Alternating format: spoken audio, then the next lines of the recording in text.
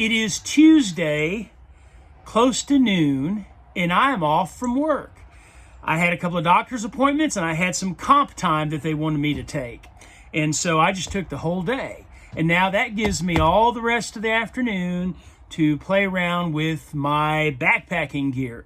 Now, if you recall, with my new Zpacks Arc Air, the hip belts, the biggest one I could get, still did not fit. So I was going to need an extender in order for it to fit. Well, Zpacks, they do not make hip belt extenders. So instead of trying to talk them into it or try to get, the material from them to make it and have someone else do it or whatever, I just, was running out of time. And I thought, I'm just going to make this quick and easy, but yet it's probably the more expensive way to do it. So these hip belts on these particular Zpacks backpacks, you can change them out. If you lose weight, gain weight, or if there's an issue with one, you can buy another one and put it on yourself. So that's wonderful. So what I decided to do was just go ahead and buy another hip belt and get the material that way. And obviously more expensive. But so this is the hip belt right here. And this is one end. This is the male end, the female end. And so it just wasn't obviously coming together. So the way they make them is they've got two straps coming out from the belt itself, the padding part.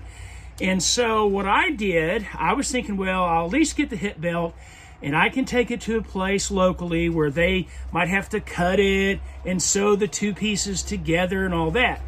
Well, I was hoping I wouldn't have to do that so I wouldn't ruin the new belt. It could still be used, the new hip belt.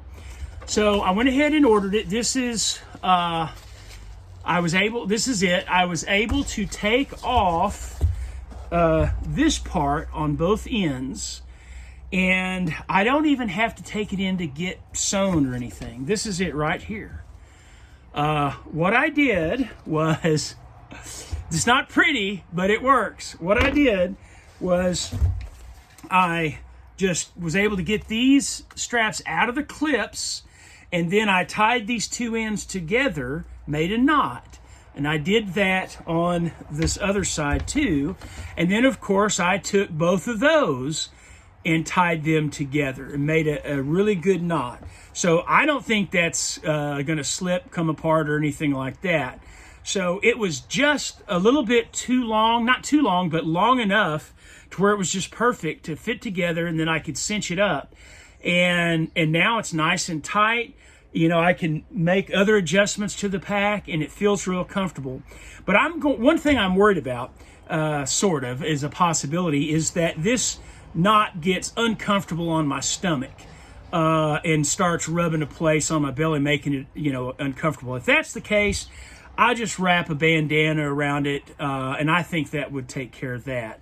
But so what I'm going to do now is I'm going to go ahead and the pack's pretty well full right now, but I'm going to put some water in it, pack up some water on it, and then I'm going to go do some stairs over here. Now, typically, the standard amount of water I carry is 2 1-liter bottles and a 700 milliliter bottle. And so I'm going to carry this much. And I'm going to pretend that I'm at a water source and where I'm going to camp is still a mile away, and then there's no water at that site. And so I'm going to be scared, and I'm going to take 2 more liters from that water source just in case, a mile, half a mile, something like that. So I'm going to load that up on here. And by the way, and see how it carries. But before I do that, I did get one of those aqua clips that I was talking about in my last video. You see here? And so put my 700 milliliter right there. And right so far, the little I've carried it around, it feels good. So I'm going to put all this on there, go do some stairs, and see how it feels.